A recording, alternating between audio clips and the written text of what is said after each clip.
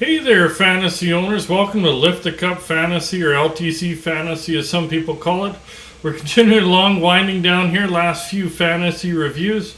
Congratulations to Colorado Avalanche. Nice to see McKinnon, Landeskog, Makar, etc. Eric Johnson lift the cup the other night there. So, we're going to continue along with our team reviews, and today we're going to look at the Vegas Golden Knights. Speaking of cup hopefuls, that kind of didn't quite pan out this year. Anyways, we'll look at who led them in different stats for goalies, defensemen, and forwards. Who was their biggest fantasy disappointment? Who was their biggest fantasy surprise? And who on their roster was relevant fantasy-wise on a weekly basis? These reviews to come out every few days because no better way to spend the fantasy offseason than talk a little bit of fantasy hockey. Don't forget to subscribe. That way you don't miss your favorite team's review. Maybe you want to catch your rivals' review. Maybe you want to catch all 32 or just take a peek at sometimes gets overlooked fantasy-wise.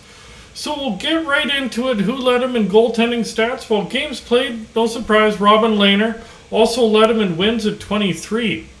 The rookie Logan Thompson led him in goals against average at 2.68, and he also led him in save percentage at 914. So looking over at their season in goal, Robin Lehner, he was hurt all season. He played well when healthy, but towards the end of the season where it became too much to bear, his numbers really did suffer. Now, Logan Thompson did fill in well once he got called up and kind of took the net from Brossoit. Brossoit also battled some injuries, but when he was in net, he didn't play that well, whereas Thompson, he played pretty good considering he was literally thrown into the fire there. Moving on to D-men, who led him in goals was Shea Theodore at 14, also led him in assists at 38 and points at 52. Plus minus was Zach Whitecloud at plus 21. Braden McNabb led him in hits at 154. McNabb also led him in blocks at 179. And Alex Pietrangelo led him in shots on goal at 227. Now, Theodore and Pietrangelo led the back end fantasy-wise, as expected. Nobody really expected anything otherwise. They both had really good seasons overall there. And outside of that, Martinez was hurt most of the season, so there really wasn't much value fantasy-wise outside of Pietrangelo and Theodore this year. Going ahead to forwards, who led him in goals was Jonathan Marchessault at 30. Chandler Stevenson led him in assists at 43, and Marchessault led him in points at 66.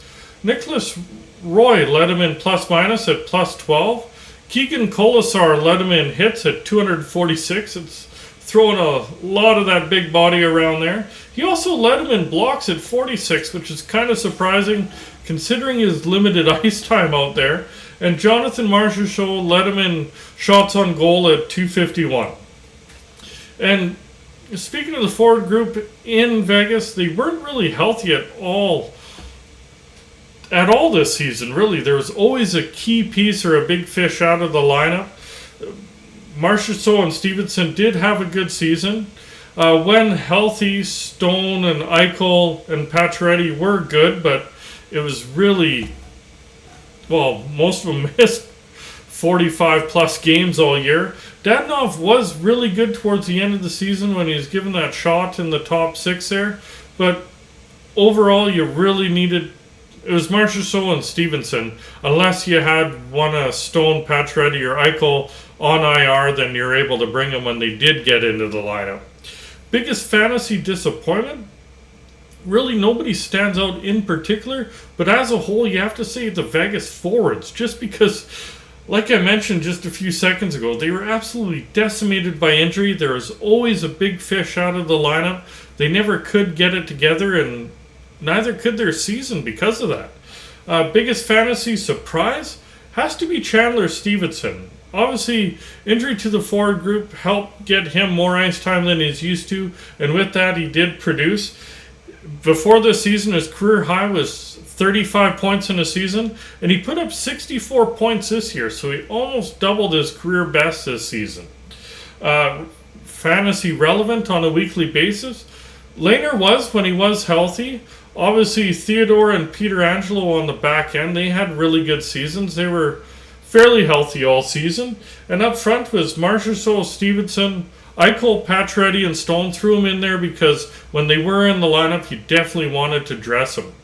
Streamers that were good throughout, well, up front, Riley Smith, Evgeny Dadonov, William Karlsson, they all proved to have some value through different points of the season there. Really hope you did enjoy today's episode. Don't forget, if you did like it, to hit like, hit subscribe, and remember that notification bell. And we'll be out in a few more days with another one. And enjoy the rest of the fantasy offseason, fantasy owners.